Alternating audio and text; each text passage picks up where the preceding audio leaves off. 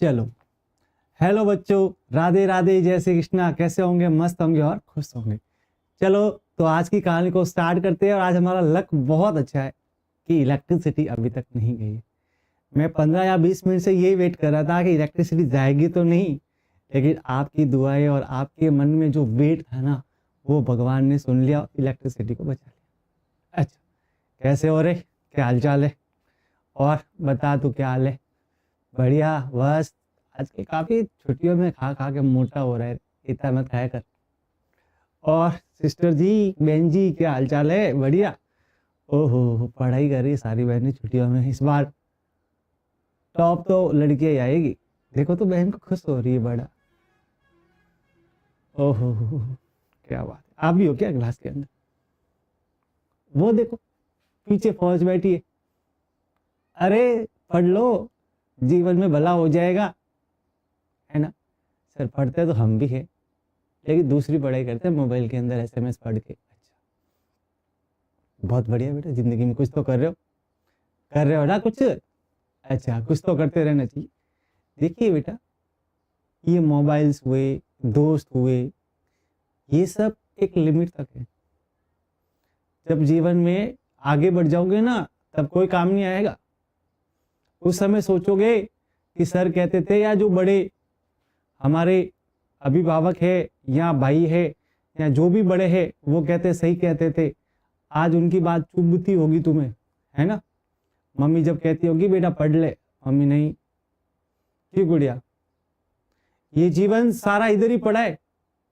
जिस दिन लाइफ में कुछ बन जाओगे ना, तो मजा आएगा। आपके पेरेंट्स आपका नाम ले गर्व के साथ, वो दिन बहुत अच्छा होगा। इसलिए उस दिन के लिए मेहनत करो, ठीक है ना? करेगा ना? क्यों जिंगुर पीछे वालों, समझे? समझ आया कुछ? सर आया हुआ ही है, सब साफ है इधर तो। चलो, साफ है तो बहुत बढ़िया है। चलो आज की कहानी को स्टार्ट करते हैं।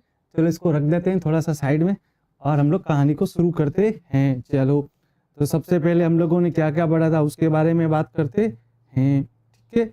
ओके।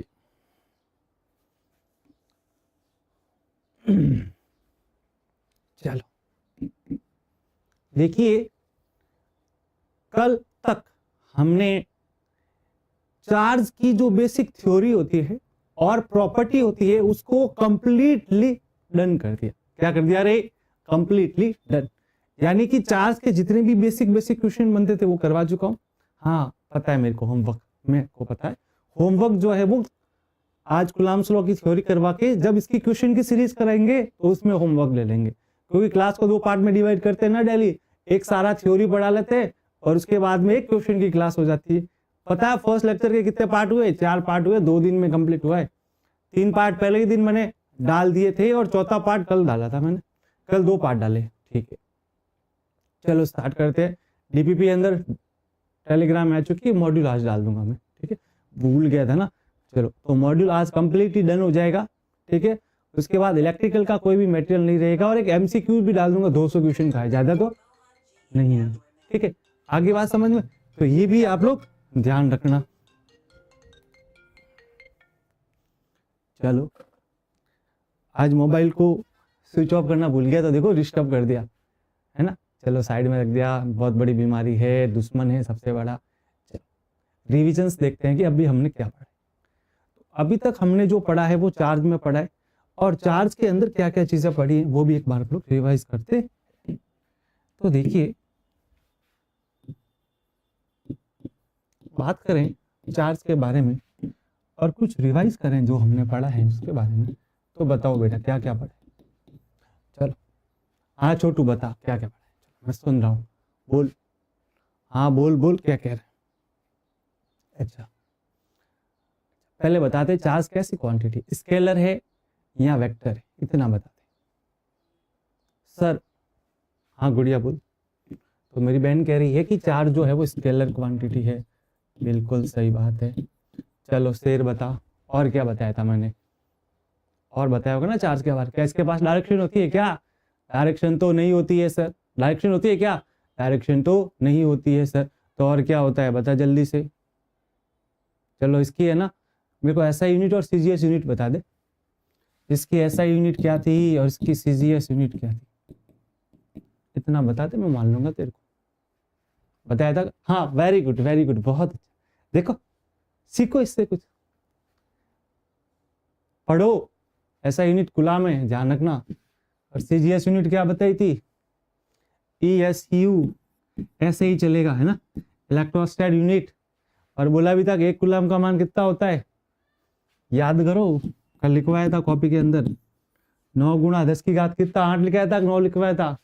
9 लिखवाया था क्या? देख लेना एक बार, मेरे आई थिंक मैंने 9 लिखवाया था, एक बार चेक कर लेना, ठीक है। चलो एक और बताया था, 1 कूलम बराबर 1/10 EMU। आया याद के नहीं रे? आ गया। 2 छोटी और बड़ी यूनिट बताई थी, एक फ्रैंकलिन और एक फेराडे, बताया था ना, मिनिमम और मैक्सिमम वैल्यू वाले यूनिट्स। चलो बहुत बढ़िया। और बताओ, क्वांटाइजेशन बताया था। चलो ये लो क्वांटाइजेशन, Q बराबर NE, जहां Q क्या है, जितने चार्ज ट्रांसफर हुए हैं उनकी वैल्यू है, कितना चार्ज ट्रांसफर हुआ है, यानी कि Q बराबर चार्ज है, N है जितने हुए हैं उनकी संख्या है, नंबर्स है, numbers of electron transfer. E है जो इलेक्ट्रॉन पे चार्ज, जिसका मान होता है, बोल बोल बोल, घबरा मत, आराम से। यस यस, बहुत बढ़िया। इसने बोला बच्चे ने 1.6 गुना 10⁻⁻19 कूलम जो इलेक्ट्रॉन का चार्ज होता है, ठीक है। प्रोटॉन पे पॉजिटिव हो जाता है और इलेक्ट्रॉन पे नेगेटिव रहता है, और दोनों का जो मैग्नीट्यूड होता है वो सेम रहता है। कैसा रहता है? चलो एक बार देख लो, इसमें कुछ रह गया हो तो बता दो। कुछ नहीं रहा, चलो कुछ भी नहीं रहा तो बहुत बढ़िया। और क्या क्या बोला था? चार्ज की नेचर कैसी होती है? कंजर्वेटिव। कैसी होती है? कंजर्वेटिव होती है। चार्ज हमेशा इनिशियल और फाइनल कंडीशन में कंजर्वेटिव रहता है। बहुत बढ़िया। और क्या बताता? इनवेरिएंट होता है, ये वेरी नहीं करता है। और क्या बताया था? बोलो बोलो, याद करो याद करो, थोड़ा सा दिमाग को घुमाते रहो। अच्छा, वेरी गुड। इसने बोला कि फ्लैट सरफेस और कर्व सरफेस पे उनका कंपैरिजन बताया था कि कर्व सरफेस पे जो चार्ज डेंसिटी होती है वो ज्यादा होती है as compare to flat surfaces of charges. बिल्कुल सही बोला यार, तू आजकल पढ़ने कैसे लग गया? अरे क्या बात है, कुछ गोल वोल बढ़ाया लाइफ में? अरे तेरी तो असर है। और क्या बताया था? और बताया था चार्ज ट्रांसफर रहता है हमेशा, ठीक है। Never created not destroyed, only transfer from one body to another body. Charging के 3 मेथड बताए थे, कौन कौन से? कंडक्शन, फ्रिक्शन और लास्ट इंडक्शन। फ्रिक्शन, 2 बॉडी को रब करोगे, एक बॉडी से इलेक्ट्रॉन दूसरे में जाएंगे, कौन सा कहाँ जाएगा ये बॉडी के मटेरियल के ऊपर डिपेंड करेगा। वेरी गुड, बहुत बढ़िया। उसके बाद में इंडक्शन, खरबूजे को देख के खरबूजा रंग बदलता है। एक बॉडी के पास चार्ज है तो दूसरी बॉडी पे ऑटोमेटिक चार्ज जनरेट हो जाएगा, वो भी कौन सी नेचर का? अपोजिट का हो जाएगा, जो कुछ डिस्टेंस पे रखे हुए हो। बहुत बढ़िया। कंडक्शन, जब 2 बॉडी को टच करोगे तो उनका चार्ज डिस्ट्रीब्यूशन जो होता है वो इक्वली अमाउंट में होता है, ठीक है। अरे यार, इस बच्चे ने बहुत अच्छी बात बोली। पता है क्या बोला? सर आपने ये तो बताया नहीं कि चार्ज के 2 टाइप्स होते हैं, एक होता है पॉजिटिव और एक होता है नेगेटिव। और जब लाइक चार्जेस होते हैं तो उनके बीच में रिपल्सन होता है, और अनलाइक चार्जेस होते हैं उनके बीच में अट्रैक्शन होता है। अरे देखो बड़ा खुश हो रहा है यार, बहुत अच्छी बात बताई ना, एग्जाम में लाइक सवाल है। बहुत बढ़िया, साला झिंगुर कहीं का, पढ़ता लिखता है नहीं। चलो आगे बढ़ते हैं और बात करते हैं। चलो आगे बढ़ जाते हैं। अब हम लोग सीधा सीधा आगे बढ़ेंगे। और एक सेकंड रुकना मेरे, थोड़ा सा अरेंजमेंट कर लेते हैं। चलो थोड़ा डिफरेंट तरीका लेंगे आज पढ़ाने के लिए। आज पहला काम ये करेंगे, पूरा कूलम्ब्स लॉ में आपको मेरे तरीके से समझाऊंगा, जैसे पिछली क्लास में भी किया था ना, सारा पहले मैंने समझा दिया था। एक एक चीज इस बार क्या करूंगा, लिखूंगा भी, ठीक है। उसके बाद में प्रेजेंटेशन को समझाऊंगा, जो मैंने प्रेजेंटेशन तैयार की है कि उसमें क्या क्या चीजें और है, जिससे तुम्हें नोट्स के थ्रू वो भी समझ में आ जाए। तो ये वाला बोर्ड का जो भी है मटेरियल होगा वो भी मैं प्रोवाइड करवा दूंगा। कहाँ है तो पता है ना, KSF पाठशाला फिजिक्स विद पीजे सर के टेलीग्राम चैनल में सारा मटेरियल अवेलेबल। ज्वाइन करिए और सॉल्व करिए। चलो देखिए बच्चों, आज हम बात करते हैं कुलाम्स की।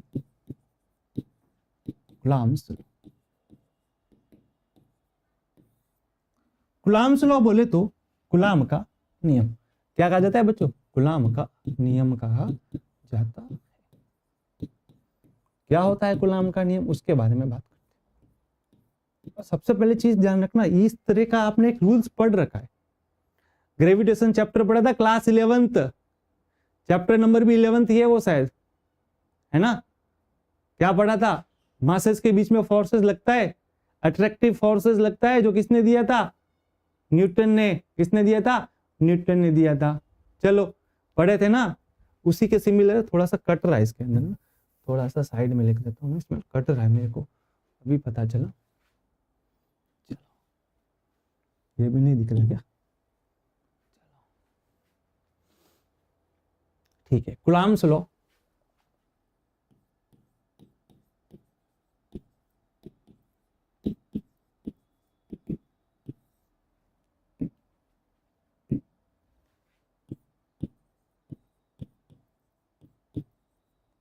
कुलाम का,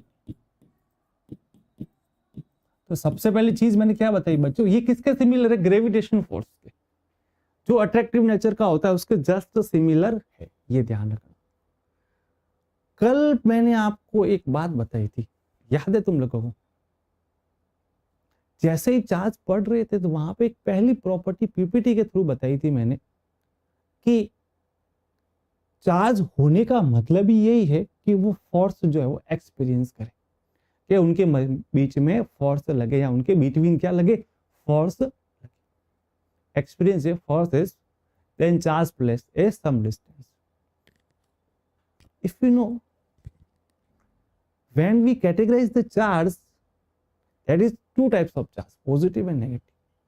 Then another classified, we learn that the forces are dual natures. First is attractive and second is repulsive.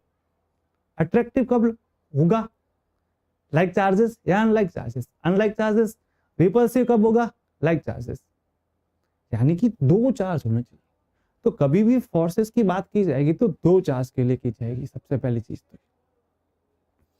और एक चीज, जब हमने चार्ज को स्टार्ट किया तो एक प्रॉपर्टी बताई थी कि सारा काम जो है वो किस में करते हैं हम लोग? सारा काम पॉइंट चार्ज के लिए करते हैं। दूसरी बात ये हो गई। तीसरी बात क्या? चार्ज मूविंग होना चाहिए इसमें भी? नहीं, इसमें भी चार्ज कैसा होना चाहिए? स्टेशनरी या स्टैटिक होना चाहिए। तो तीन बातें बड़ी बड़ी क्या समझ में आई? पहली बात बोलो अच्छे से, पहली बात बोलो, चार्ज जो है वो पॉइंट चार्ज होना चाहिए। दूसरी बात बोलो, स्टैटिक होना चाहिए या मोशन में होना चाहिए? स्टैटिक होना चाहिए। और तीसरी बात क्या बोली थी बताओ अभी जस्ट? अभी तीन बातें बोली ना, स्टैटिक होना चाहिए, मोशन में नहीं होना चाहिए, पॉइंट चार्ज होना चाहिए। कैसा होना चाहिए? पॉइंट चार्ज होना चाहिए। और क्या बोला था तीसरी बात? बोलो बोलो बोलो बोलो बोलो। सर आप भूल गए, मैं तो नहीं बोला हूं, तुम लोग बोलो, तुम्हारे मुंह से बुलाना चाहता हूं मैं, ठीक है ना? ताकि तुम लोग कुछ बोलो। दो चार्ज होने चाहिए, ठीक है? चिंगूर कहीं के यहाँ क्या निकाल रहे हो? चलो, तो गुलाम ने कहा कि हमारे पास में दो चार्ज हो जाए, एक हो जाए Q1 और एक हो जाए Q2, ठीक है? और इन दोनों चार्ज को कुछ डिस्टेंस पे रखा जाए, और वो डिस्टेंस जो है हम R मान लेते हैं। कितनी मान लेते हैं? ये इसके बीच के डिस्टेंस। अच्छा, तीसरा पॉइंट बोला था कि ये जो फोर्सेज जो होते हैं अट्रैक्टिव और रिपल्सिव होते हैं, ये बोला था क्या? कोई बात नहीं। तो यहाँ पे जो एक फोर्स लगेगा, उस फोर्स को कहा जाएगा इलेक्ट्रिकल फोर्स या इलेक्ट्रोस्टैटिक फोर्स। स्थिर विद्युत बल कहा जाएगा।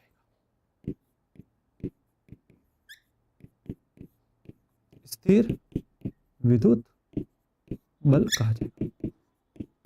और ये लगने वाला जो स्थिर विद्युत बल होगा वो कैसे कैसे जो है वो डिपेंड करेगा। तो कुलाम्स ने बोला था कि ये जो फोर्स लगता है वो दोनों चार्ज के मल्टीपल के प्रोपोर्शनल और दोनों की डिस्टेंस के इनवर्सली प्रोपोर्शनल के स्क्वायर के बराबर होता है। ये चीज हम लोग कल भी पढ़े थे। A proportional to Q1 Q2 a proportional to 1/r², ठीक है? एक चीज ध्यान रखना, जैसे कि हमने बातें लिखी थी, क्या क्या बातें लिखी थी, ध्यान से सुनिए। हमने लिखा कि ये तो चार्ज कैसे होने चाहिए, स्टेशनरी होने चाहिए। इस पेन से क्या सही आ रहा है, थोड़ा सा लिखा नहीं जा रहा, चलो ये पेन सही आ रहा है, पतला वाला पेन। तो चार्ज कैसे होने चाहिए, स्टेशनरी होने चाहिए, एक बात तो ये लिखी। दूसरी चीज हमने क्या बताई कि ये 2 पॉइंट चार्ज के लिए होता है,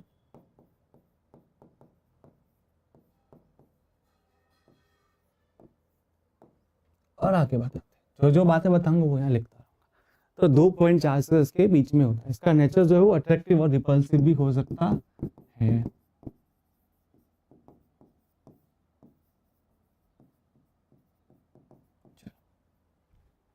तो बोला गया कि जब यहां से प्रोपोर्शनल कांस्टेंट हटा दिया जाए तो एफ की वैल्यू क्या आएगी। तो यहां से एफ इलेक्ट्रिकल जो आएगा आपका वो आएगा कि Q1 Q2 upon are square, जहां पे के जो है वो प्रोपोर्शनल कांस्टेंट कहलाएगा।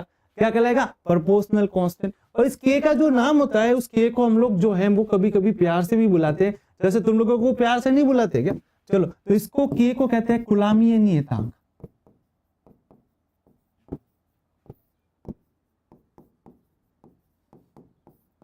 तो इस के का क्या नाम हो गया, कुलामीय नियतांक हो गया। और इस के का मान भी होता है, इस के का जो मान होता है वो होता है 9 गुना 10⁻⁹ newton metre square upon coulomb square. कितना होता है, newton metre square upon coulomb square, ये भी ध्यान रखना, ठीक है।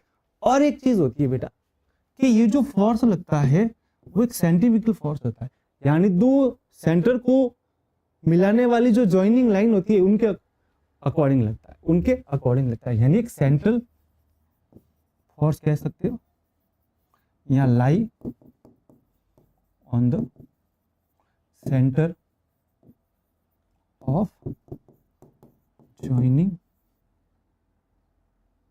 lie on the joining line of two charges।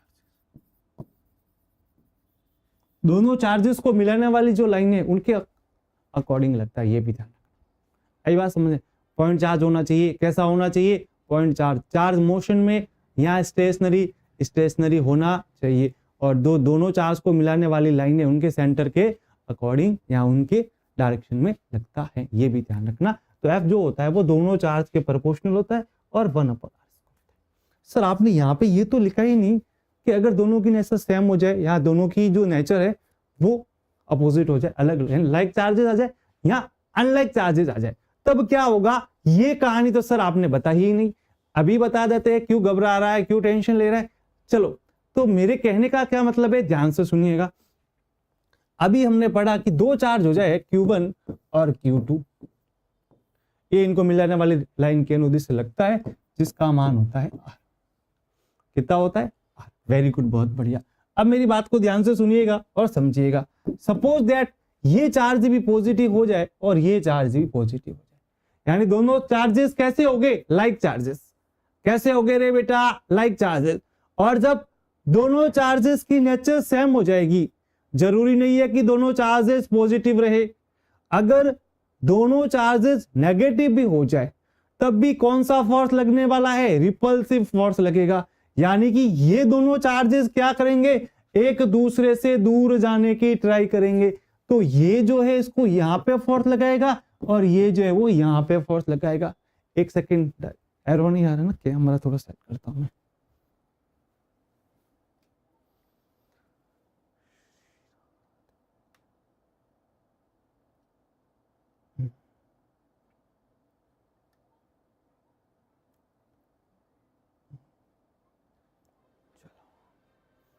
बहुत बढ़िया, बहुत अच्छा काम हो गया सुबह सुबह। चलो, अब ध्यान से सुनना कि यहां पे जो फोर्स लग रहा है वो कहां लग रहा है, पहले पे या दूसरे पे, बोलो। मैं बात कर रहा हूं Q1 चार्ज की। अरे किसकी बात कर रहा हूं, Q1 चार्ज की, ठीक है। ये रहा मेरा Q1 चार्ज, आ रहे। चलो आगे दिख गए। अब देखो ध्यान से सुनो, मेरा Q1 चार्ज कहां पे है, ये रहा Q1 चार्ज। इस Q1 पे फोर्स कौन लगाएगा? सेकंड वाला। सेकंड वाला बोलेगा चल हट, क्या कहेगा? चल हट, दूर जा। तो ये दोनों कैसे है? दुश्मन की तरह है। कैसे है? दुश्मन की तरह। ये कभी भी पास में रहना पसंद नहीं करेंगे, ये कभी चाहते ही नहीं कि एक दूसरे से बातें करें। तो ये अलग अलग होना चाहते हैं, दूर होना चाहते हैं। ज्यादा मत सोच। चलो, तो क्या कहा मैंने ध्यान से कि ये दोनों चार्ज है वो अलग अलग जाना चाहते हैं। तो ये कौन सा चार्ज है? पहला। तो इसको लिखने का तरीका क्या होता है कि पहले वाले चार्जेस पे फोर्स कौन लगा रहा है? दूसरा वाला। तो इसको लिखते हैं F12। क्या लिखते हैं? F12। अब आ जाओ यहां पे, वापिस फोर्स लगेगा। कहां खड़े हो? दूसरे पे। कौन लगाएगा? पहला वाला। तो force on charge 1 due to charge 2, इसको कहा जाएगा F12।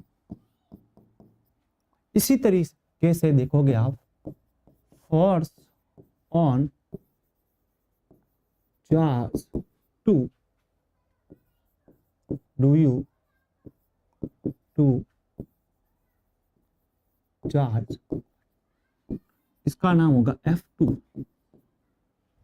ध्यान से देखोगे, एक की डायरेक्शन इधर है तो दूसरे की कहां है? इधर। तो दोनों की डायरेक्शन कैसी आ रही है? अपोजिट। कैसी आ रही है? अपोजिट। लेकिन मैग्नीट्यूड कैसा आएगा वो भी देख लेते हैं। तो जब हम लोग F12 निकालेंगे तो वो आएगा KQ1 Q2 अपॉन R²। और जब हम F21 भी निकालेंगे तो क्या आएगा? KQ1 Q2 upon R²। यानी कि दोनों फोर्सेस का जो मैग्नीट्यूड आ रहा है वो कैसा आ रहा है? सेम। लेकिन डायरेक्शन कैसी आ रही है? अपोजिट। तो क्या कहेंगे? F12 बराबर माइनस F21, यानी कि यहां पे वेक्टर इन्वॉल्व हो गया।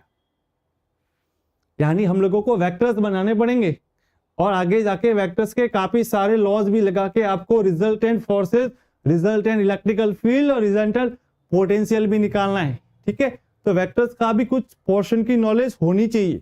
11th में पढ़ा था ना, ध्यान से पढ़ा होगा अच्छे से, बहुत मन लगा के। चलो, तो क्या बताया कि यहां पे पहले पे फोर्स लग रहा है दूसरे के कारण, दूसरे पे लग रहा है पहले के कारण। ये चीज बता दी। अगर सपोज दैट एक की नेचर हो जाए पॉजिटिव और दूसरे की नेचर हो जाए नेगेटिव, कैसी हो जाए? नेगेटिव, तब क्या होगा? तब ध्यान से देखना,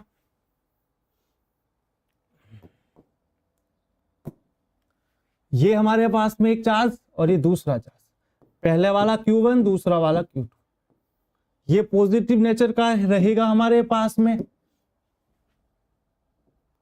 और ये नेगेटिव नेचर का रहेगा। तो सीधी सी बात है कि दोनों कैसे लाइक है, अनलाइक चार्जेस है। अनलाइक चार्जेस, और हमने पढ़ा था when two unlike charges are attract to each other. क्या पढ़ा था? When two like charges are attract to each other, यानी जब समान प्रकृति के आवेश होते हैं तो एक दूसरे को आकर्षित करते हैं और उनके बीच में क्या लगता है? आकर्षण बल लगता है। तो क्या होगा? ध्यान से देखिएगा, ये चार्ज बुलाएगा इसको कि मैंने बुलाया तुम्हें, तुम आ जाओ। ये कहेगा मैंने बुलाया तुम्हें, तुम आ भी जाओ। तो इसका नाम बोलो F12, इसका नाम बोल F21। यहां पे भी दोनों अपोजिट लग रहे हैं कि नहीं लग रहे? तो डायरेक्शन बनानी आनी चाहिए। एक ही बात ध्यान रखना, प्रकृति समान, दूर फेंक दो। क्या करो? दूर चले जाओ। प्रकृति अलग अलग, पास आ जाओ। यानी कि फ्रेंड्स अच्छे कब है? जब दोनों अपोजिट नेचर के। क्या हुआ भाई? अभी समय बेटा पढ़ लो, है ना। बड़ा मुस्कुरा रहा है, जैसे बोला कि दोनों की नेचर अपोजिट है, पता नहीं दिमाग में क्या सोचने लग गया। चलो, तो क्या कहा कि जब दोनों की नेचर अपोजिट होगी तो अट्रैक्शन फोर्स लगना है, और जब दोनों की नेचर सेम होगी तो रिपल्सन फोर्स लगना है। लेकिन एक चीज का ध्यान रखना, कब दोस्त है और कब दुश्मन है। यानी कि प्लस प्लस साथ में दिखे, माइनस माइनस साथ में दिखे तो कैसी नेचर है? रिपल्सन की। प्लस और माइनस साथ में दिखे तो कैसी नेचर है? अट्रैक्शन की। यानी कि पॉजिटिव पॉजिटिव चार्ज रहेंगे या नेगेटिव नेगेटिव चार्ज पास में रहेंगे तो रिपल्सन की नेचर होने वाली है। एक प्लस और दूसरा माइनस तो कैसी नेचर होने वाली है? अट्रैक्शन की। इस बात का ध्यान रखना मेरे बच्चे और ध्यान से समझना। अब मेरी बात को ध्यान से सुनो, एक बार देखो, अच्छे से देखो। यहाँ पे कोई समस्या है क्या? ध्यान से देख लो अच्छे से। सर आप थोड़ा साइड में हो जाइए, बोर्ड पूरा भरते दिखता नहीं है, यहाँ पे खड़ा नहीं रह सकता, चलो थोड़ा साइड में हो जाओ। एक बार देख लो जो बताया उसमें कोई समस्या है तो ध्यान से देखो।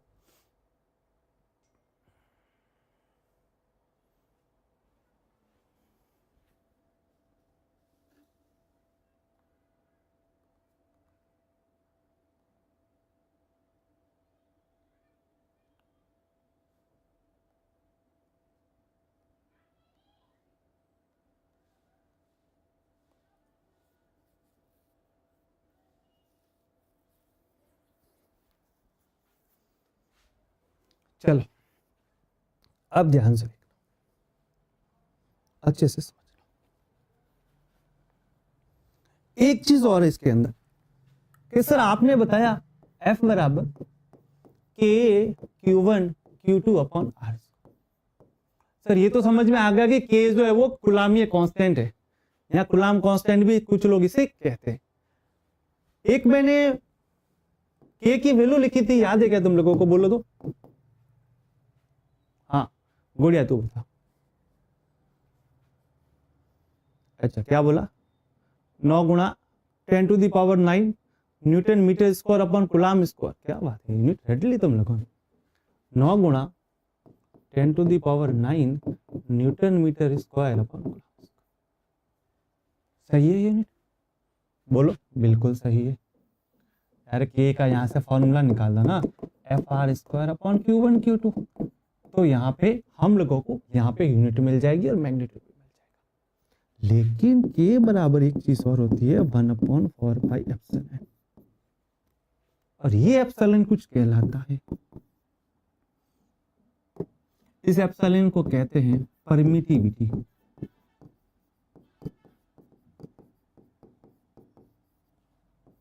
सर हिंदी भूलना मत, विद्युतशीलता।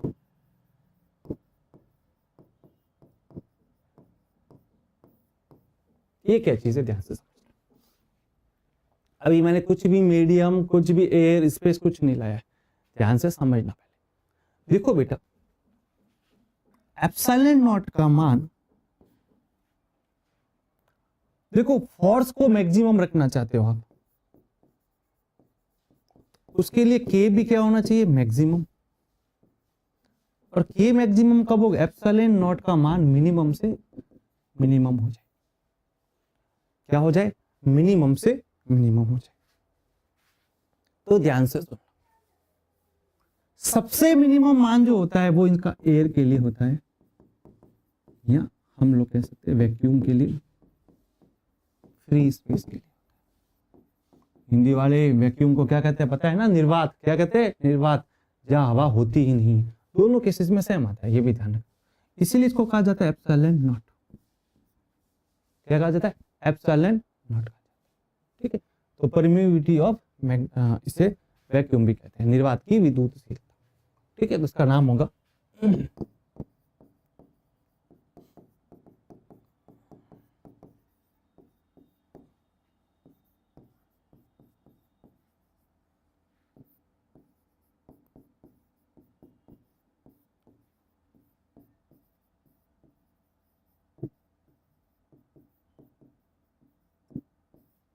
इसकी जो मिनिमम से मिनिमम वैल्यू होती है वो इसके लिए ही होती है, और ये होती है 8.85 फॉर 10 टू द पावर -12। देखो इसकी यूनिट याद मैं करवाता ही नहीं, कभी नहीं करवाता। मैं बोलता हूं कि के की जो यूनिट है उसको उल्टा कर दो, यानी कुलाम स्क्वायर को ऊपर ले आओ और नीचे न्यूटन मीटर स्क्वायर लिख दो। तो क्या बन गया? Coulomb square upon newton metre square बन गया। आगे बात समझ में? ये सवाल पूछा गया था, इस साल के बोर्ड के पेपर में नहीं पूछा। इससे पिछले साल जो बोर्ड का पेपर था उसका पहला क्वेश्चन यही था कि निर्वात की विद्युतशीलता का मान कितना होता है। द परमिटिविटी ऑफ वैक्यूम्स कितनी वैल्यू होती है? 8.854 गुणा 10 टू द पावर -12। बच्चों ने तो यूनिट से किया नहीं, उन्होंने केवल वैल्यू देखी। क्या देखी बेटा? वैल्यू। फंस गए। एक ही वैल्यू के दो मान, तो किसी ने जय माता दी लगाया तो किसी ने जय बाबा की लगा दिया। तो कहने का मतलब है कि मैं यूनिट के लिए एक ही बात बोलता हूं कि जो यूनिट के की होती है ना उसकी उल्टी यूनिट याद करो आप, ये ध्यान रखो। तो इसकी यूनिट क्या हो जाती है, coulomb square upon newton metre. तो इसीलिए हम कभी भी फॉर्मूला लिखते हैं तो उसमें के का मान जब लिखेंगे तो एफ बराबर के Q1 Q2 upon are square लिखते हैं, लेकिन एफ बराबर वहां पे 1 अपॉन 4 पाई एप्सिलॉन नॉट लिखा हुआ मिलता है। तो इसका कारण क्या आपको समझ में आ गया। तो ये मिनिमम वैल्यू के लिए लिखा है ताकि फोर्स क्या आ जाए, मैक्सिमम। तो मैक्सिमम फोर्स कहाँ आता है वो भी मैंने बता दिया, वैक्यूम या एयर में। कब आएगा, जब हमारा एप्सिलॉन नॉट क्या हो जाए, मिनिमम, जो किसके लिए होता है, वैक्यूम या एयर के लिए। अब क्या होगा, अब हम लोग मीडियम जो है वो इंसर्ट करेंगे चार्जेस के बीच में। जैसे ये दो चार्जेस है, इन दो चार्जेस के बीच में किसी न किसी डाइलेक्ट्रिकल कांस्टेंट या कोई ना कोई मीडियम जो हम लोग इंसर्ट करेंगे, ये ध्यान रखना। तो जैसे ही डाइलेक्ट्रिकल इसके बीच में फील होगा तो क्या होगा कि ये फोर्सेस को कम करने की ट्राई करेगा।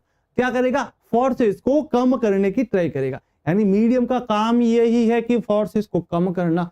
यानी अब एप्सिलॉन नॉट की वैल्यू क्या होगी, बढ़ने लगेगी। और जैसे जैसे एप्सिलॉन नॉट की वैल्यू बढ़ेगी तो फोर्स क्या होगा, कम होना स्टार्ट हो जाएगा। यानी एक बात ये कह सकते हैं कि मीडियम का जो फोर्स रहेगा ना वो कम होना स्टार्ट हो जाएगा। किसके कंपेयर में, वैक्यूम या एयर के कंपेयर में। आई बात समझ में। तो इस चीज का भी आप लोगों को ध्यान रखना है। तो अब जैसे अपन मीडियम में है, जैसे सबसे पहले हमने लिखा एफ नॉट, किसके लिए निकाला, वैक्यूम के लिए, एयर के लिए। तो ये कितना आया हमारे पास में, 1 upon 4 pi epsilon naught Q1 Q2 upon are.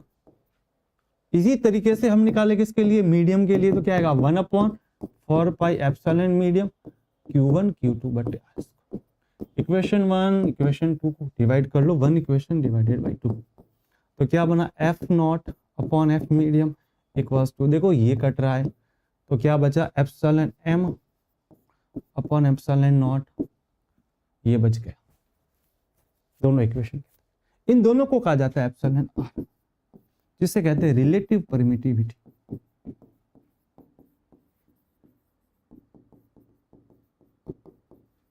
सापेक्ष विद्युतशीलता।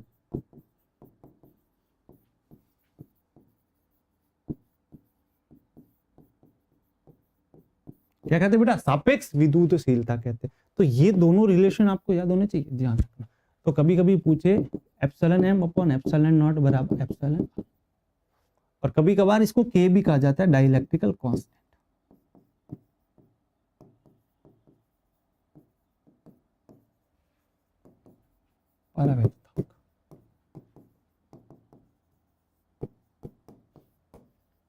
आगे बात समझ में। तो ये पूरी स्टडी मैंने करवा दी कि मीडियम के लिए क्या है, एयर के लिए क्या है, और क्या एप्सिलॉन होता है। तो एप्सिलॉन जो होता है वो सबसे पहले मैंने आपको बताया परमिटिविटी होता है, ये मिनिमम रहना चाहिए। तो किसके केस में रहता है, वैक्यूम और एयर के केस में रहता है। तो फोर्स क्या आ जाती है, मैक्सिमम। अब जैसे आप क्या करोगे, मीडियम को इंसर्ट करोगे तो क्या होगा, ऑयल है, मोम है, कुछ भी है उसमें इंसर्ट करवाओगे तो क्या होगा, फोर्स की वैल्यू कम होना स्टार्ट हो जाएगी। आगे बात समझ में। अब मैं यहां पे एक चीज पूछता हूं कि मीडियम के अंदर कितना फोर्स कम हुआ। यानी कि यहां पे हमने एक रिलेशन लिखा है, epsilon naught sorry force on vacuum upon force upon medium that is equals to epsilon R या के। मान लो के पूरा विद्युत का मीडियम भर दें तो इक्वेशन क्या बनने वाली है, ये बनने वाली है। क्या बनने वाली है, ये बनने वाली। तो मीडियम का फोर्स क्या बनेगा कि जो फोर्स हमारा वैक्यूम में आएगा, जो फोर्स हमारा वैक्यूम में आएगा या एयर में आएगा, वो उससे के गुना क्या कर देगा, कम। तो ये क्या कर देगा, के गुना कम कर देगा। अरे आई बात बच्चा समझ में कि नहीं, बोलो आगे बात समझ में। तो ये यहां तक कूलम्स के अंदर डिटेल सारी चीजें मैंने बता दी। एक बार देखो अच्छे से बेटा। तो नीचे वाली चीज नहीं आई क्या, अच्छा अच्छा कौन सी नहीं आई है, अच्छा यहाँ पे एक चीज नहीं आई, ये आ चुका है। अच्छा ये वाला नहीं है ना, मीडियम का फोर्स रहेगा ये वाला। अभी भी ये भी नहीं आया।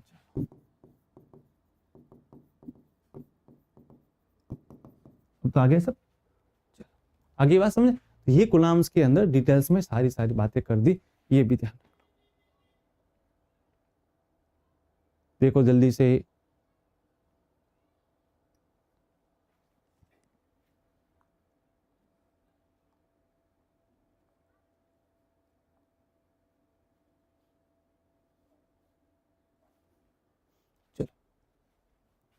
एक चीज बताई थी, ये पॉइंट चार्ज के लिए वैलिड होता है। एक चीज ये भी ध्यान रखना, ये स्पेरिकल चार्ज डिस्ट्रीब्यूशन के लिए भी वैलिड होता है। किसके लिए बोला? स्पेरिकल चार्ज डिस्ट्रीब्यूशन के लिए भी वैलिड होता है, ये ध्यान रखना। तो इसमें लिखेंगे स्पेरिकल चार्ज सिमेट्री में भी ये लगता है।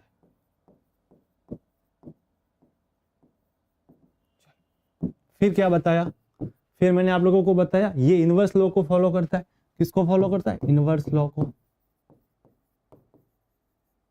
और एक चीज बताता हूं, तो ये इनवर्स लॉ को तो फॉलो करता ही करता है। इसकी रेंज कितनी होगी? क्या कहना चाहते हैं? इसकी रेंज कितनी होगी? तो इस फोर्स की रेंज जो होती है ना, वो इन्फिनिटी होती है बेटा,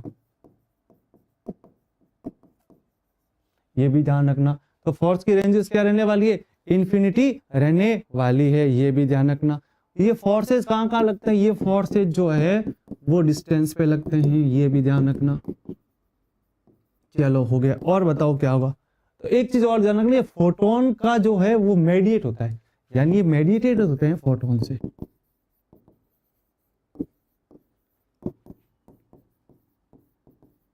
ये चीजें और बता दी मैंने एक्स्ट्रा, जो मैं नहीं बता पाया था, मेरे दिमाग में थी वो बता दी। चलो एक चीज बताई थी, ये जो फोर्स से लगता है वो दोनों लाइन के ज्वाइनिंग के लगता है, वो लाइन मैंने बताना भूल गया हूँ। ये Q1 चार्ज है और ये Q2 चार्ज है।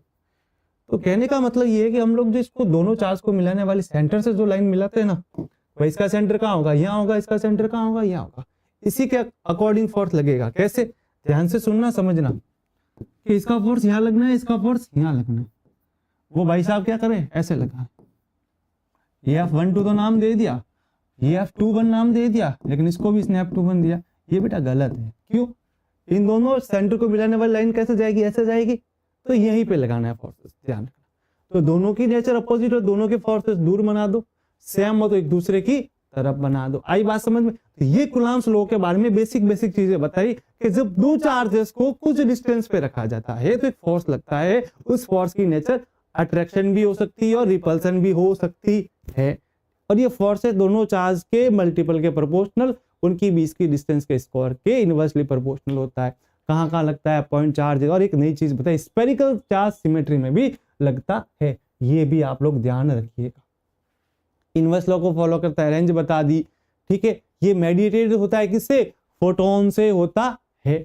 और भी काफी चीजें बताई मैंने, तुम लोगों को ध्यान से देखना। ये वाली चीजें मैंने बताई किससे रिलेटिंग? ये परमिटिविटी से रिलेटेड चीजें बताई, कुलाम्स के अंदर क्या क्या चीजें काम आती है।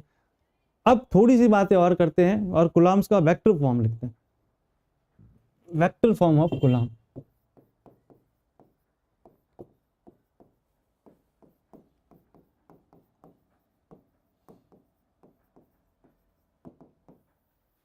अब ध्यान से देखो, जैसे अब मैंने लिखा F बराबर K Q1 Q2 upon R, मेरे दिमाग में आया कि मैं इसको वेक्टर की फॉर्म में लिखूं।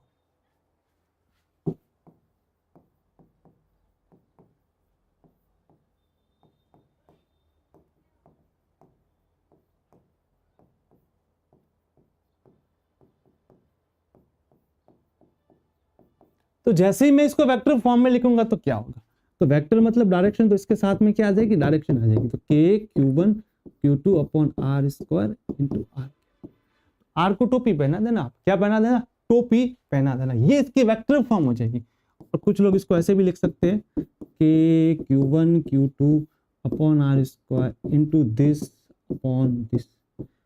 और फिर कुछ लोग इसको ऐसे कर देते हैं कि Q1 Q2 upon R cube two vector R। ये क्या क्या कर दिया सर आपने? देखो ध्यान से, आप लोगों को पता है कि हम लोग जो यूनिट वेक्टर पढ़ते हैं वो क्या होता है? वेक्टर अपॉन वेक्टर का मैग्नीट्यूड। मैंने यही लिखा है, वेक्टर अपॉन वेक्टर का मैग्नीट्यूड।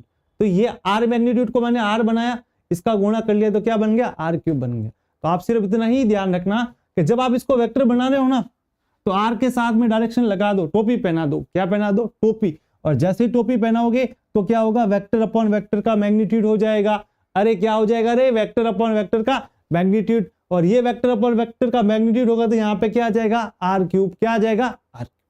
अब सुनो ध्यान से, कहानी को समझो बच्चों।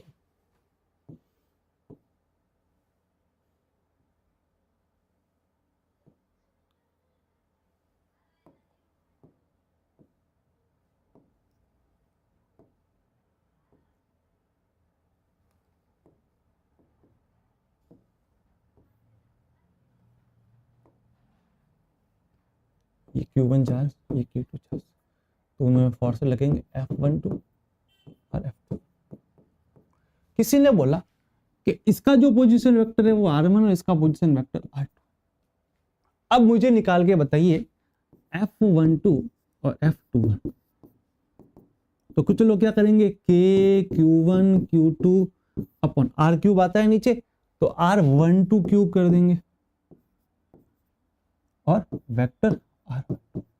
इसको लिखेंगे तो क्या करेंगे, K Q1 Q2 upon R21 का क्यूब करेंगे और R21 का वेक्टर आ जाएगा।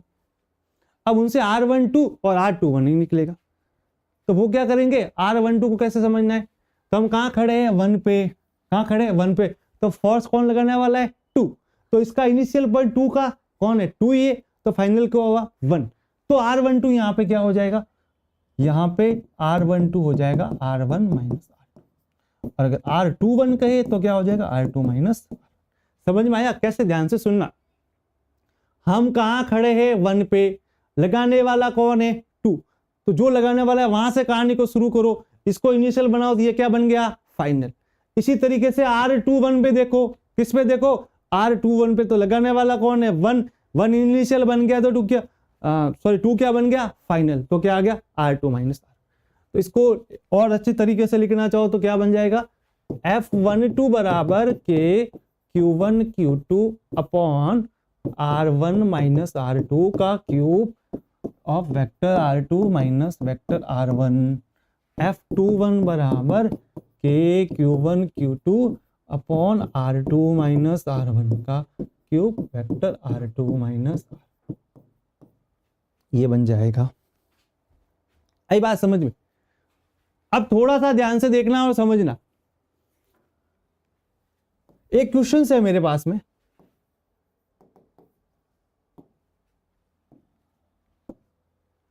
कि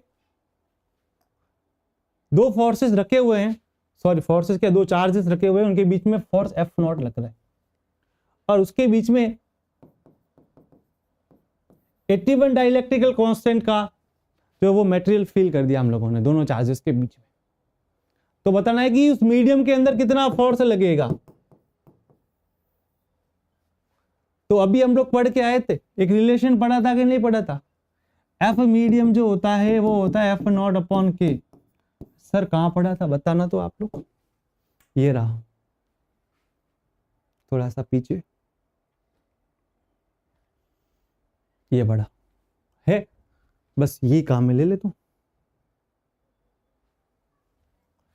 F0 अपॉन 81 कर ले इसको, तो ये मीडियम का फोर्स हो जाएगा F0 अपॉन 81। चलो कुछ क्वेश्चंस और देख लेते हैं, एक बार देख लें कुछ चीजें रह तो नहीं गई ना, ठीक है ना, फिर हम लोग इस पे क्वेश्चन करना स्टार्ट करते हैं।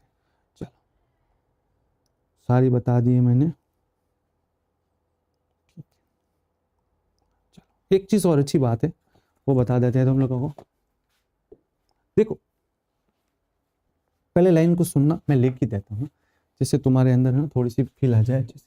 अच्छी बात बहुत अच्छी लिखी हुई, ध्यान से सुनना। स्टेटमेंट है बेटा, क्या स्टेटमेंट है, electrostatic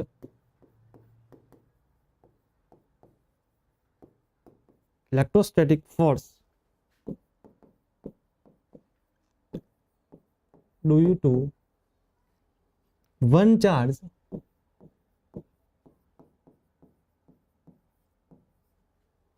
does not depends upon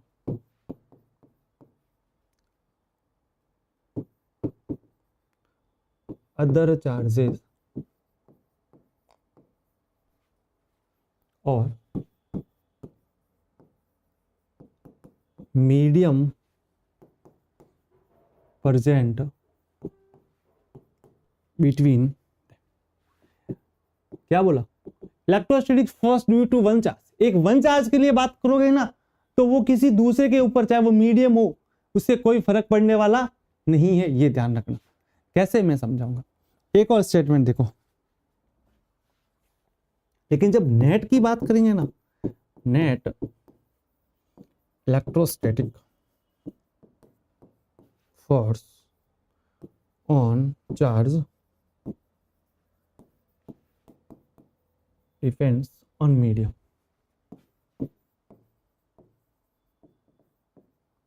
देखो कैसे, ध्यान से सुनना है। जैसे कि मेरे पास एक चार्ज था Q1,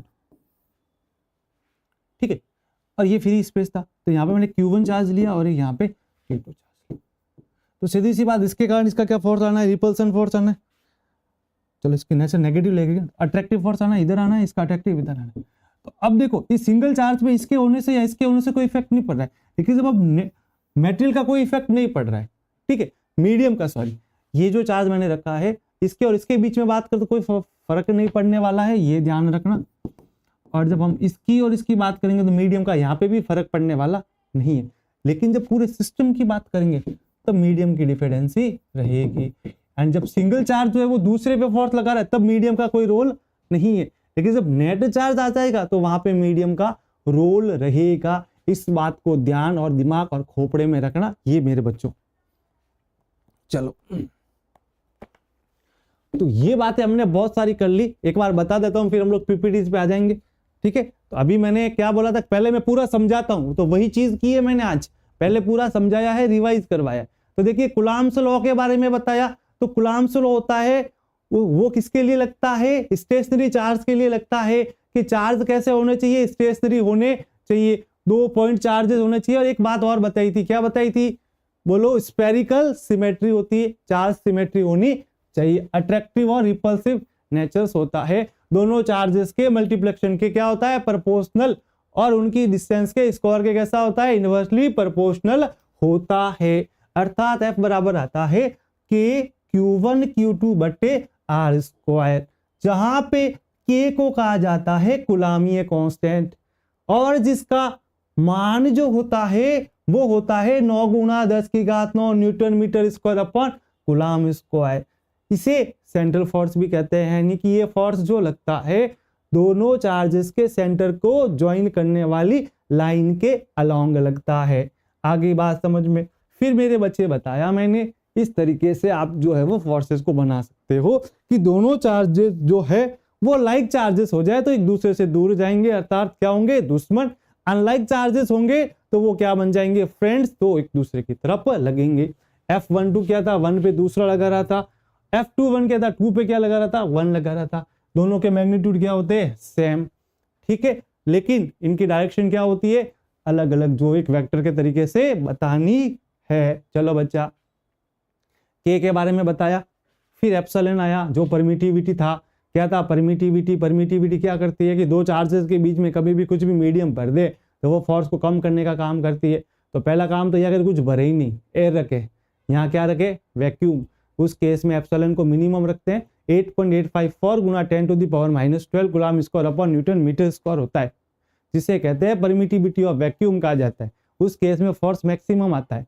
अब क्या करते हैं, धीरे धीरे हम लोग जो के एप्सिलॉन की वैल्यू को बढ़ाना शुरू करते हैं मीडियम के अंदर, तो फोर्सेस कम होना शुरू हो जाएगा। तो यहाँ पे फिर अपन लोग डिवाइड करते हो तो एक रिलेशन आता है ये वाला। ये ध्यान रखना कि अगर आपसे ये वाला रिलेशन पूछे या ये वाला रिलेशन पूछे, दोनों एप्सिलॉन आर यहाँ के इक्वल होते हैं। चलो ये मैंने बताया। वापिस एक रेंज जो है वो इन्फिनिटी बताए, ये कुछ डिस्टेंस पे लगते हैं और ये मेडिएटेड होते हैं फोटोन से। ये इंपॉर्टेंट लाइन एग्जाम में पूछी गई, ये ध्यान रखना। चलो वेक्टर फॉर्म बता दिया, क्या करो, डायरेक्शन लगा दो, एक यूनिट वेक्टर लगा दो और वेक्टर अपॉन वेक्टर का मैग्नीट्यूड से मल्टीप्लाई हो जाएगा, तो इक्वेशन क्या बन जाएगी, K Q1 Q2 upon R cube into R vectors. फिर पोजीशन वेक्टर से भी बताया मैंने, ठीक है। ये सवाल हम लोग डीपीबी में यहाँ कहीं पे करेंगे तो सारे सवाल बताएंगे, ठीक है। आगे देखो बेटा, ध्यान से समझो। ये मैंने बता ही दिया कि अगर आपको एक सिंगल चार्ज की बात करें ना तो वो मीडियम के ऊपर कोई डिपेंड नहीं होता है, लेकिन जब पूरे सिस्टम की बात करोगे ना तो नेट फोर्स के ऊपर मीडियम का डिपेंड पड़ेगा, ये ध्यान रखना। चलो इसको सेव कर लेते हैं पहले, फिर हमारी पीपीटी को खोलते हैं।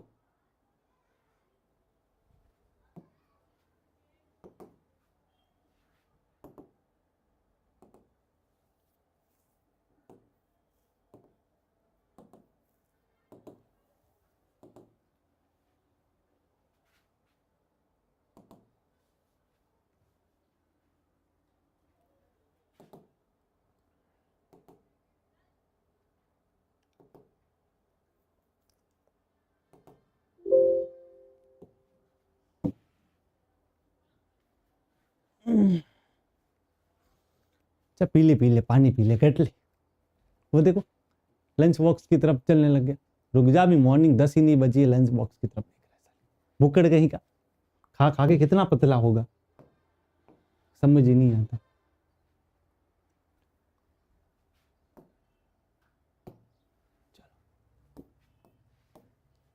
तो गुलाम्स लॉ के बारे में पूरा पढ़ लिए, वापस एक बार रिवाइज करेंगे थोड़ा थोड़ा सा, और कुछ नई चीज आएगी तो वो भी समझाएंगे, क्योंकि मेरा टारगेट हमेशा रहता है कि आपको बिल्कुल नई चीज देना।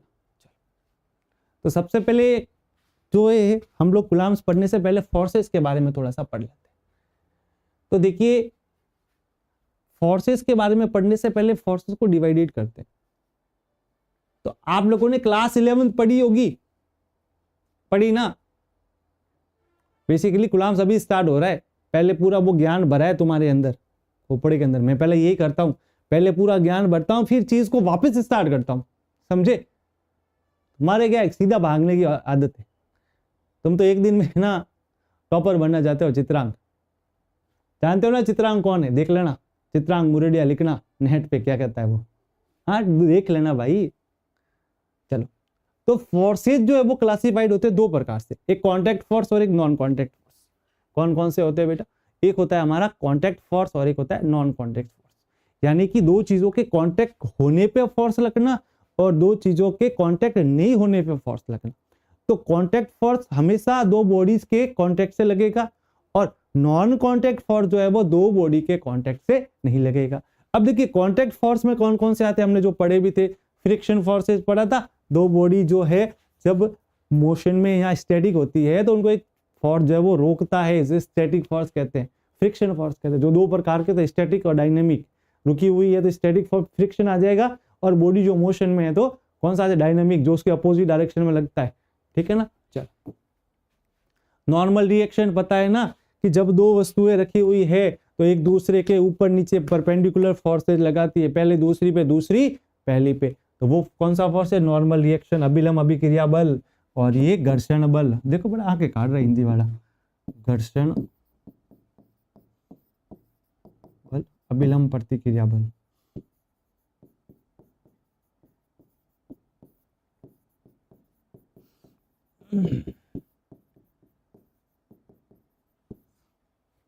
इसमें कौन कौन से थे नॉन कॉन्टैक्ट के अंदर? एक तनाव बल, टेंशन फोर्सेस, रस्सी से किसी भी ऑब्जेक्ट को अब लोग जो है वो फिक्स कर देते हैं तो उस केस में लगता है। Gravitation forces non contact force होता है। उसके बाद में मैग्नेटिक फोर्सेस जो होता है वो भी एक नॉन कॉन्टैक्ट होता है। ठीक है, और अब चलो अपन आते हैं यहाँ पे, तो ये हमारा वाला भी कैसा फोर्सेस है? नॉन कॉन्टैक्ट फोर्स है, ध्यान रखना। चलो, अब आता है इलेक्ट्रोस्टैटिक फोर्सेस के बारे में, स्थिर वैद्युत बल के बारे में।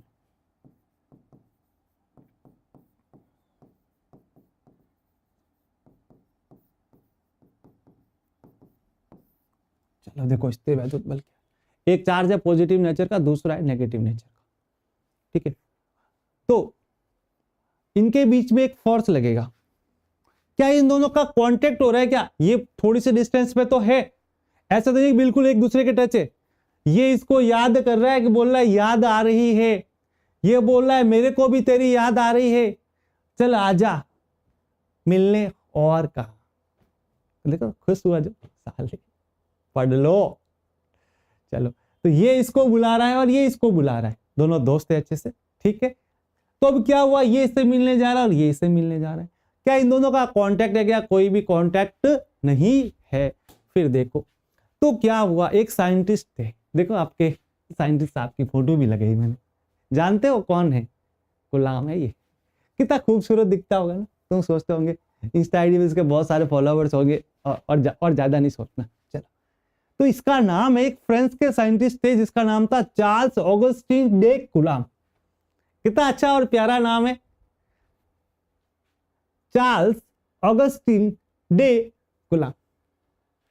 तुम्हारी तरह नहीं झिंगूर और वो गोपीचंद लालचंद, वो नाम नहीं है। क्या नाम है? Charles Augustin day Coulomb's. इन्होंने एक लॉ दिया। क्या दिया? लॉ। और वो लॉ किसके लिए दिया? नॉन कॉन्टैक्ट फोर्सेस के लिए। किसके लिए दिया? नॉन कॉन्टैक्ट फोर्सेस के लिए, जिसे कहा गया कूलम्ब्स लॉ ऑफ फोर्सेस। क्या कहा गया? कूलम्ब लॉ ऑफ फोर्सेस, यानी कि बलों का कूलम्ब नियम कहा गया। देख लो आराम से ना, बहुत क्यूट है ना, बहुत क्यूट प्यार। बचपन में कैसा दिखता होगा? बहुत अच्छा स्मार्ट दिखता होगा ये ना। देखो तो बचपन पे चले गए। चल अब आगे देखो, इसके नेचर्स मैंने आपको बता दी है, 2 पॉइंट के बीच की नेचर्स, रिपल्सन और अट्रैक्शन, वही बात लिखी हुई है। Is state that the force of attraction और रिपल्सन बिटवीन 2 पॉइंट्स, 2 पॉइंट्स के बीच में जो फोर्स लगेगा वो रिपल्सिव और अट्रैक्टिव नेचर का होगा। यही बात लिखी हुई है। देख लो, मैं साइड में जाता तो कैमरा थोड़ा सा क्या हो जाता है? इनविजिबल हो जाता है, क्योंकि मैंने मेरे पे फोकस कर रखा है। आगे बात समझ में? तो क्या कहा कि फोर्स जो है वो अट्रैक्शन और रिपल्सिव नेचर का होगा 2 पॉइंट के बीच में। फिर देखना ध्यान से, चलो चलो चलो चलो चलो चलो चलो चलो चलो चलो, वही बात है जो मैंने बोली थी, ध्यान से पढ़ो। Electrical charge at rest is directly proportional to the product of the magnitude of charge. दोनों चार्ज के मल्टीपल के प्रोपोर्शनल होता है और उनके बीच की डिस्टेंस के स्क्वायर के इनवर्सली प्रोपोर्शनल होता है। और कहाँ लगता है? दोनों लाइन को ज्वाइन करने पर वहां पे जो है वो लगता है। वही बात यहाँ पे लिखी हुई है, पढ़ लीजिए। ठीक है, मैं वापस पढ़ के नहीं बताऊंगा, ज्यादा टाइम वेस्ट नहीं करूंगा। चलो, ये रहा एक चार्ज है Q1, दूसरा है Q2 चार्ज। इनके बीच की डिस्टेंस R। F किसके प्रोपोर्शनल? Q1 Q2 के। F किसके inversely proportional? 1/r²। F proportional to Q1 Q2/r²। F बराबर आता है K Q1 Q2/r², जहां पे K क्या होता है? 1/4πε। सब चीजें बता दी गई है। ये देखो, F बराबर 1/4πε Q1 Q2/r²। ये 0 0 कुछ नहीं है, ये यहाँ है, ध्यान रखना। ऐसा जहां एप्सिलॉन नॉट क्या होती है? परमिटिविटी ऑफ एयर और फ्री स्पेस। बोला था कि नहीं बोला था? ठीक है, ये मैंने आपको पहले ही बता रखा है, वापस भी बता रहा हूं। फास्टली हो रहा है तुम्हारा। अच्छा, एप्सिलॉन नॉट निकालना हो तो क्या हो जाएगा? ये यहां कर दो। सही लिखा है क्या? बिल्कुल। एप्सिलॉन नॉट आएगा 1/4πf मल्टीप्लाई Q1 Q2/r²। ये वाला भाग यहां नहीं आता क्या? इससे क्या तुम्हें थोड़ी सी आसानी हो जाएगी। शिफ्ट नहीं हो, यहाँ पे होता तो है बट पता नहीं है मेरे को। चलो छोड़ो, कोई ना, यहीं से खड़े होकर बता दें। फिर एप्सिलॉन नॉट का मान बताया था 8.854 गुना 10⁻12 coulomb square upon newton metre square. ठीक है, चलो तो यूनिट ये पढ़ी। यहाँ पे कुछ लोग सोच रहे हैं सर यूनिट लिखना भूल गए, ये पढ़ी। देखो बेटा कितनी है? Coulomb square upon newton metre square unit है इसकी। चलो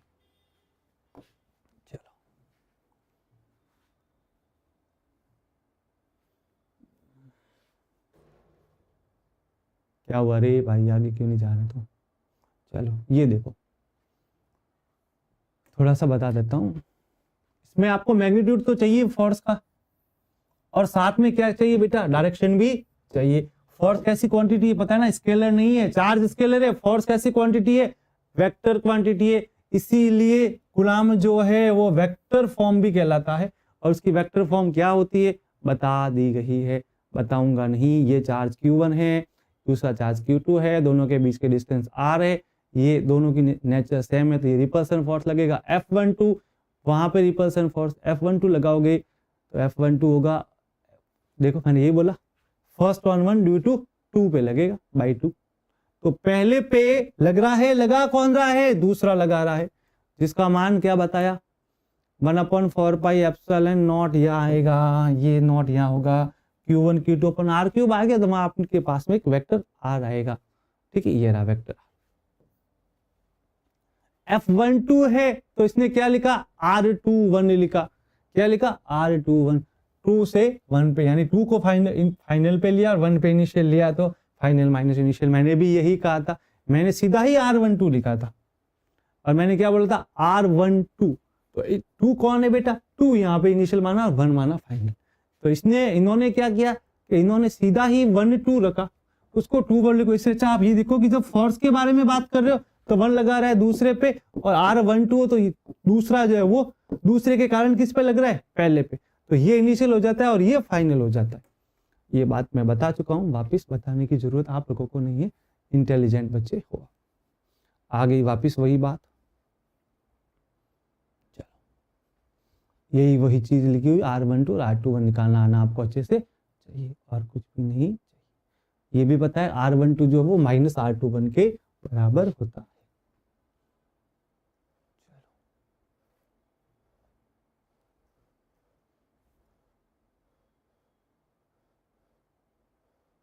एक सेकेंड,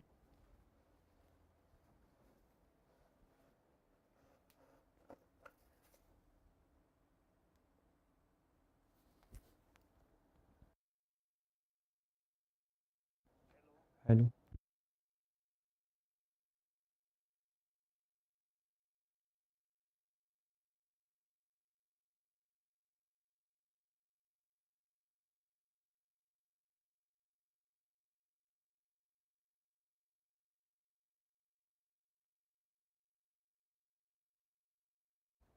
हेलो हेलो, चलो हो गया यहाँ पे। चलो अब देखो ध्यान से, वही सेम चीज है वापस, मैग्नीट्यूड तो दोनों का बेस सेम ही रहता है। चलो क्वेश्चन पे आ जाओ। Coulomb's forces is true only for charges. कौन से चार्ज के लिए था, मूविंग, स्टैटिक, बोथ या नॉन स्टैटिक बोला था, क्या बोला था, स्टैटिक, स्टैटिक आ जाएगा। द फोर्स ऑफ अट्रैक्शन और repulsion between two stationary point charges is to the product of their charges and inversely proportional to the square of the distance between that. तो क्या आ जाएगा, इनवर्सली प्रोपोर्शनल रहेगा,